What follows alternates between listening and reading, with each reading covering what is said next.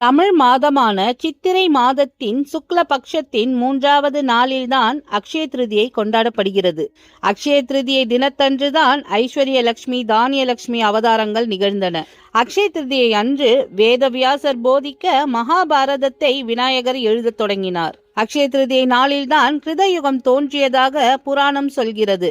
பகிரதன் தவம் செய்து கங்கையை பூமிக்கு கொண்டு வந்த நாளும் இந்த அக்ஷய திருதியை நன்னாளில்தான். மகாலட்சுமி தவம் செய்து திருமாலின் திருமார்பில் நீக்கமர நிரந்தரமாக இடம் பிடித்ததும் இந்த அக்ஷய திருதியை நாளில்தான். குபேரன் செல்வத்திற்கு அதிபதியாக மகாலட்சுமியிடம் இருந்து வரம் பெற்றதும் இந்த நாளில்தான். அக்ஷய திருதியை நன்னாளில்தான் உணவு கடவுளான அன்னபூரணி அவதரித்தார். சிவபெருமான் அன்னபூரணியிடம் பிக்ஷாடனராக வந்து யாசகம் பெற்றதும் இந்த அக்ஷய திருதியை தினத்தன்றுதான். பராசக்தியின் ஒரு அம்சமான சாகம்பரி தேவி இந்த உலகில் அக்ஷய திருதியை தினத்தன்றுதான் காய்கறி மூலிகைகளை உருவாக்கினார் என்றும் கூறுவர். மகாவிஷ்ணுவின் 6வது அவதாரமான பரசுராமர் அவதாரம் செய்ததும் இந்த நாளில்தான். ஆதி சங்கரர் மகாலட்சுமி தேவியை நினைத்து மனமுருகி கனகதாரா சோஸ்திரம் பாடியதும், ஏழை வீட்டின் மீது தங்க நெல்லிக்கனி மழையாக பொழிந்ததும் அக்ஷய திருதியை நாளில்தான். வனவாசம் செய்யும் போது பாண்டவர்கள் சூரிய பகவானிடம் இருந்து அக்ஷய பாத்திரம் பெற்றதும் இந்த நாளில்தான். அக்ஷய திருதியை நாளில்தான் மணிமேகலை அக்ஷய பாத்திரம் பெற்றார். சாபம் பெற்றதால் சந்திரன் தேய்ந்து தேய்ந்து அமாவாசை ஆகிவிட்டார். மனம் திருந்திய சந்திரன் அக்ஷய திருதியை தினத்தன்று அக்ஷயவரம் பெற்றார்.